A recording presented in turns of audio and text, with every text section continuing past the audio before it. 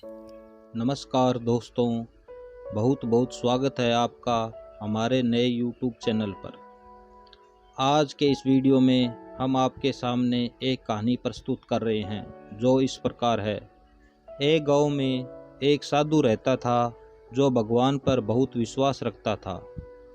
एक बार वह साधु पेड़ के नीचे बैठा था और भगवान को याद कर रहा था, तो अचानक वहाँ बाढ़ आ गई। चारों तरफ पानी ही पानी हो गया।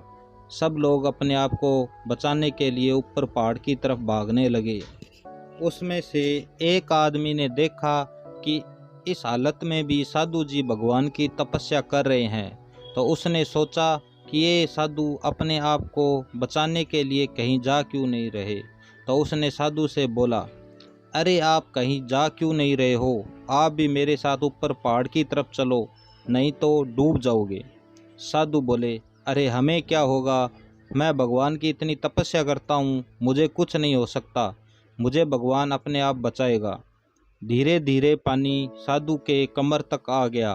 अब लोग वहाँ से नाव लेकर निकलने लगे, तो उनमें से एक ने साधु से कहा, अरे पानी आपके कमर तक आ गया है, आप हमारे साथ चलो। साधु ने कहा, नहीं नहीं, भगवान मुझे अपने आप बचाएगा। और वह नाव वाला भी वहाँ से निकल गया।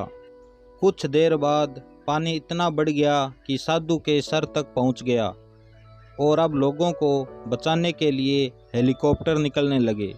एक हेलीकॉप्टर साधु के पास आया जो कि आखिरी हेलीकॉप्टर था। साधु के पास नीचे रस्सी फेंकी और बोला, इसे पकड़ो और ऊपर आ जाओ, नहीं तो आप डूब जाओगे। यह आखिरी हेलीकॉप्टर है और आपके पास में दूसरा और कोई रास्ता नहीं है बचने के लिए। साधु ने कहा, यह रस्सी वापस ऊपर खींच लो और आप चले जाओ, मुझे भगवान के ऊपर पूरा भरोसा है, वह मुझे बचा लेगा। पानी काफ़ी ऊपर आ गया और पेड़ डूब गया और साधु की भी डूबने से मौत हो गई।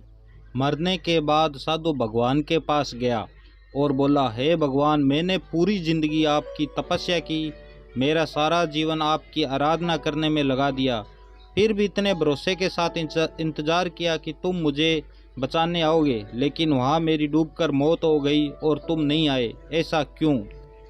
भगवान बोले, मूर्ख इंसान, एक नहीं 3 बार आया था, वो तीनों बार मैं ही तो था। पहला पैदल, दूसरा नाव के द्वारा और तीसरा हेलीकॉप्टर के द्वारा, लेकिन तुमने मेरा एक भी अवसर नहीं पहचान पाया। पता नहीं तू किसका इंतज़ार कर रहा था। इस तरह से ज़िंदगी में हमें ऊपर वाला बहुत से मौके देता रहता है, लेकिन हम सब उस मौके को ठुकरा कर पता नहीं किस चीज़ का इंतज़ार कर रहे होते हैं कि वो होगा तभी मैं करूँगा, और इस बात पर अड़े रहने से एक वक्त के बाद वो मौका भी हाथ से निकल जाता है और हमें कुछ भी हाथ नहीं आता और हम कुछ भी नहीं कर पाते। आज की कहानी सुनने के लिए आपका बहुत बहुत धन्यवाद। जय श्री कृष्णा।